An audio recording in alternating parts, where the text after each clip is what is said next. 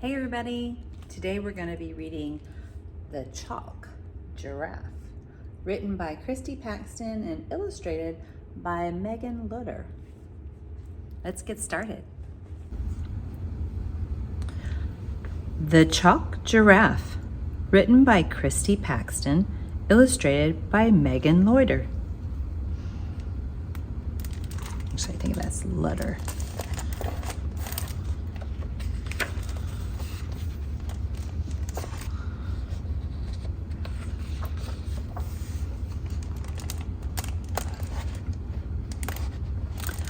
One day, I drew a giraffe out of chalk.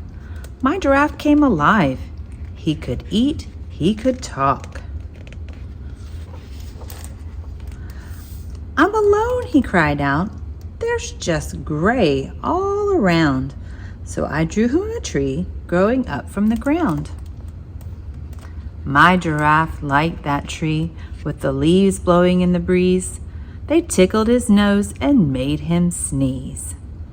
But still, I could see his face looked forlorn, peering out from among the acacia tree thorns. My giraffe would not laugh. Instead, he just said, "I'm tired and I can't use cement for a bed." So I drew him some grass.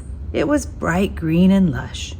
And soon the night came and all was a hush. Till my chalk giraffe gave a deep grumpy sigh and then waited for me to make a reply. "What's the matter?" I asked. "It's too dark," he protested. "I need a night light to get well rested."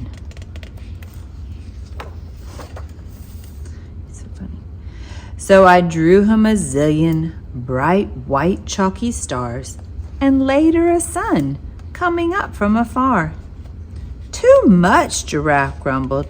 "It's so bright I can't see.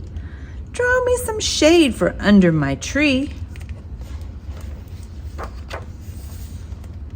"Well, I've had enough," I said, dropping my chalk. "I wish I'd never drawn a giraffe that could talk. Instead of saying thanks, you make rude demands. So goodbye, Chalk Giraffe. You've had your last chance."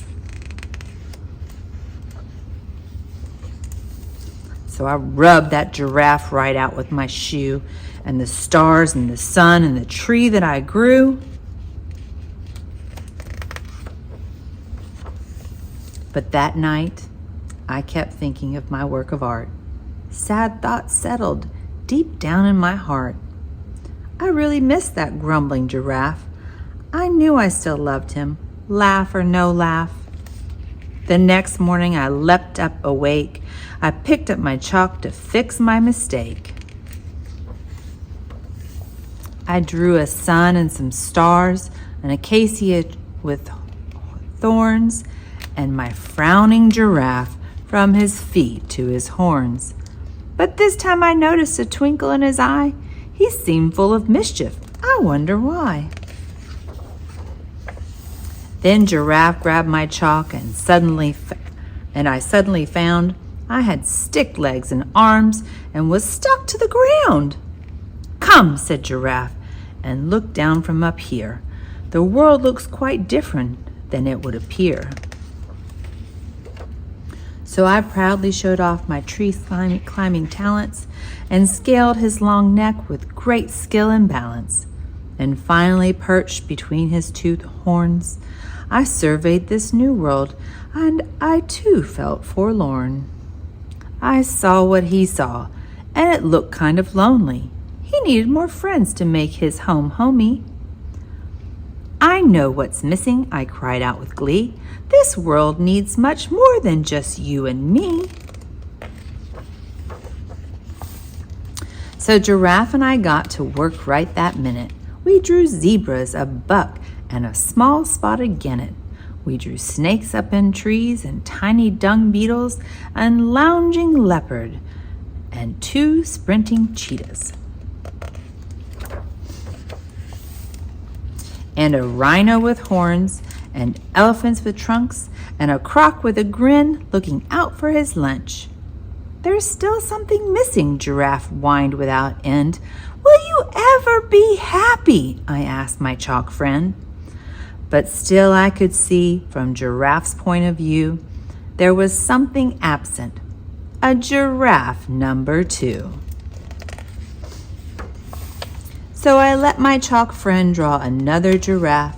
It looked just like him, except that it laughed. I sighed with relief. It had taken a while, but our work was now done. Giraffe finally smiled. So I climbed right back down his long furry neck till I was to him just a small, tiny speck. When I left the chalk world, my giraffe didn't flinch, but I think that I saw his right eye move an inch. And I knew at that moment we'd created great art, and I was glad that I'd let my giraffe play his part. The end.